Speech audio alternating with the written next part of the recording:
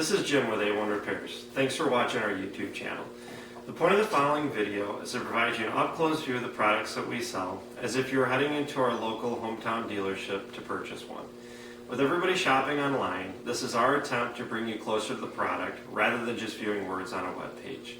Please be sure to email or call with any questions that you may have, and also like us on Facebook for the latest product and industry updates. Thanks and enjoy the video.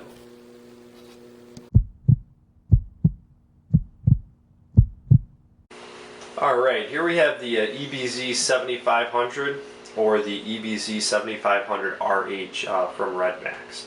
Now let's go over a few stats on this backpack blower here. This one has 65.6 cc's for the cylinder displacement and is cranking out 4 horsepower. Now when you look at a backpack blower and you want to buy one, there's two different statistics that you're going to want to look at when you're picking one up. That's either miles per hour or cubic feet a minute.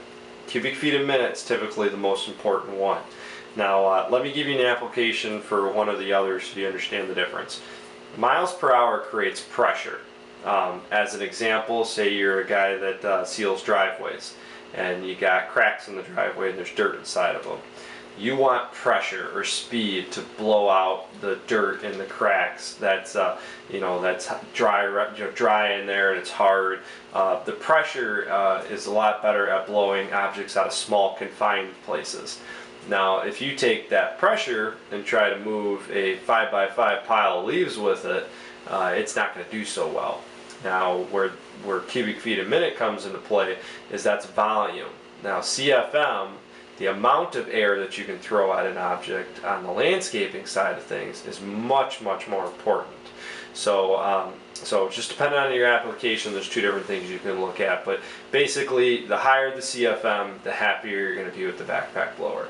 Now the EBZ 7500, this guy for miles per hour is one of the fastest out there. This one's putting out 236 miles per hour.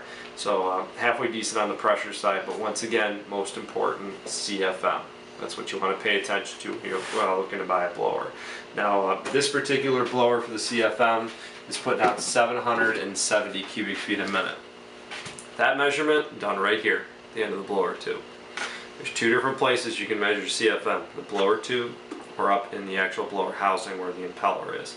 And this particular one's putting out 971 cubic feet a minute inside the housing there. So if you want to compare this to other brands that are on the market, make sure they're telling you where that reading's coming from. They're just giving you one reading, they're probably not giving you the one here. They're going with the higher one in their favor, which is inside the housing. So keep that in mind. Another thing to keep in mind with a backpack blower, the bigger they are, the more they weigh, the more fatigue that's on your back. So this particular backpack blower right here, you're at 23.4 pounds on it. So the other thing that's also very important, that's dry weight, but when you are looking at a bigger blower like this, you want a big gas tank on them. When you're out using them for like an hour or two at a crack, these are larger, high horsepower engines. They will start going through some fuel. Alright, let's take a look at the back of the 7500 here. We're going to start with the straps right here. Heavy duty commercial padded straps for comfort, and they're easily replaceable here. These are designed to come off so you can replace them. You put a lot of hours on a backpack blower, these are things that will wear out or get sun beaten and stuff. So those are real nice that's on there. You also see it's got a nice heavy duty padded foam backrest on it, and you'll see different slits on here. The backpack blower sucks air in with the impeller from the sides, and it actually sucks through the backrest right here. And what's nice about that is on a hot summer day when you're sweating and that, this sucks air right through your back to help cool you, which is a very nice feature to have on a backpack blower. So keeps you nice and cool on those hot summer days. Come with this here to the side. You'll see there's a pretty nice heavy duty air intake screen on these. That air intake is for the impeller inside of there, and this is designed so that you don't get a lot of leaves and stuff that are getting sucked inside of them. Another thing it's important to pay attention to is don't neglect that. You don't want this to just get crowded up with leaves. You can cause the blower to actually over rev because it's not getting good air intake inside of it. So you'll see down near the bottom here, heavy-duty rubber vibration mounts. The engine and the impeller is mounted separate from the actual backrest on this, and what that allows for is the engine can move independent of what's on your back, so it helps reduce operator fatigue and the fuzzy feeling that you get while the engine's running on your back. So you also see there is a blow mold frame, which is right here. Very, very heavy duty. It's not cheap brittle plastic that wants to snap over time. So, you know, extremely heavy duty frame support that's on there. So we're going to take a look at the front here. Easy access to the spark plug right there. Standalone unboltable recoil. Got 4 screws. Comes on and off really easy. If you ever need any parts, make sure you call in. We do parts. We don't have everything listed on our website, but we mail out parts. So just give us a holler during business hours, and we will look up your parts for you. Let's take a look at the air filter here. You got 2 thumb screws at the top. 2 filter elements on here. Heavy-duty pleated paper air filter right here. And there is a pre-filter on the top. This is a washable pre-filter. No oil. You don't want to put any oil on it, so make sure it's dry when you go to put it back together. And then when the paper one gets bad, you just go ahead and replace that.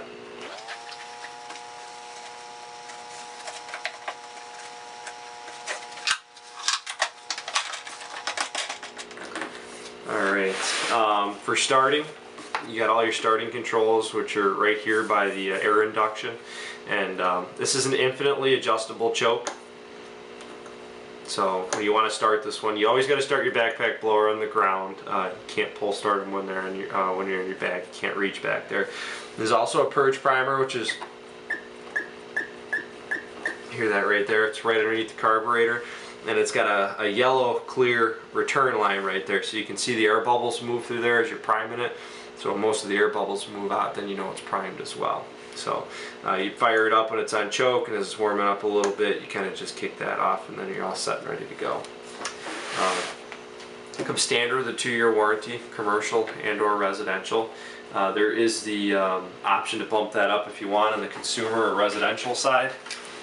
Get some accessories to go with it. If you purchase a 6-pack of oil with it, they're going to give you a Redmax 3-year factory warranty for free. It comes directly from Redmax. Or you buy 3 of their pre-mixed gas, oil, fuel cans, and these are that will bump you out to a 4-year warranty factory direct from Redmax. So make sure you accessorize your blower. Ever need any parts or anything, just give us a holler and we'll help you with a parts lookup. We do mail out parts and that. So thanks for tuning in to the A1 Repairs YouTube channel. This is the EBZ 7500 or the EBZ 7500RH. Alright, one of the most common questions we get about the Redmax backpack blowers is what's the difference between the left-handed or the right-handed version? So I'm going to clarify that real quickly here for you. The EBZ 8500, 7500, the 6500, or the 5150. It doesn't matter which one you're looking at. If they put the RH at the end of it, that stands for right-handed throttle control. Now you'll see here's a picture. This is a right-handed particular model. This is going to be a left-handed model. That has nothing to do with where the blower tubes come out. Blower tubes always come out on your right-handed side, so that's for either blower. The only difference you're having is the type of throttle configuration. Now the right-handed one, it's got a cable that runs down the blower tubes. You'll have a flex elbow here, and then here's the next pipe that joins on there, and this particular one mounts right to the pipe right there. And this is a flexible one, so it rotates on there for comfort. And this is going to be your RH version, so that you can move the pipe around. And it's got a gun trigger on it, or it makes it real nice. You can feather the trigger right there. There's also cruise control on the right-handed version. That's where my thumb is right there. You pull down and you'll see it's actually holding the throttle down right there. The kill switch is also on here. If you push this all the way forward, hear that click right there, that'll kill the unit, that'll kill it and shut it off for you. Bring it back to the run position. You can take it off your back and start it up again. The RH models are probably our best sellers. They're nice, they're convenient, everything's on your right hand side. The reasoning for having a left-handed one is typically more known in the commercial market. And what's nice about a left-handed one is it's actually designed to be a little more impact resistant. And the left-handed one is actually spring-loaded, as you see right there, and it folds up and down. And what's nice about this is it's designed to actually take an impact. So if you crash into it with a zero turn, or it gets bumped or hit by something, you can pull on these, you can flex them, fold up, down. You can hit up. They're designed to be flexible so that they'll take an impact. Now the throttle on this one is right there on the end, and it always stays on continuous. So whereas with the right-handed, you can do a little feathering of the throttle if you want. If you want to feather this one, you got to keep moving it yourself. So this has a continuous throttle on it all the time. The kill switch is also right here on the side. You'll see that red button right there. Press and hold, it'll kill the unit, and then it auto returns back to the run position. So this is a little more favored in the commercial industry. It doesn't have as big of a throttle cable running down on it. It's really personal preference. One of the advice that I always give everybody is, what we sell an awful lot of are blower tubes, and that from fatigue or from guys that are hitting them, crashing into them, running over them. A lot of if you get a zero turn and you're driving it up on a trailer and the guy's not paying attention, and he rolls over this whole throttle mechanism, that's pretty expensive to replace. Whereas if you had the left-handed version, there's just a regular plastic handle that mounts to this. So there's less to break if you run into that situation. So I would say the left-handed version is a little more geared towards commercial. But one of the downsides I don't like is the left-handed one is if that's folded in the down position and you're using the throttle, blower tubes coming out of the right side, you got two things that are always in your way. So if you're trying to like sneak in between a boat and the house, it gets a little cumbersome. You got two things to maneuver around. But this is easily folded up and down. You can just grab it with your elbow when it's on the backpack blower. Your elbow just hits this, and it'll pop it right back up into the up position. When you want to pull it down, you reach back with your elbow, it grabs it very easily, and then it pulls it right back down. So it's easy to get up and down. You don't have to worry about it from that standpoint. So, but that's really the only difference between this is going to be what I like to call your left-handed version, or this would be your EBZ, and then whatever your number is, 8500, 7500, 6500, 5150.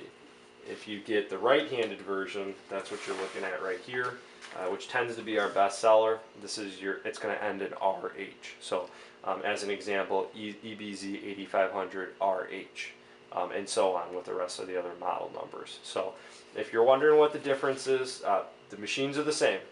It's just the throttle configuration that's on them. So, and it's personal preference to buy whichever one you like. So typically say more commercial. This is full commercial. It's very heavy duty, very strong, but it's up to the operator. Some people prefer it one way over the other.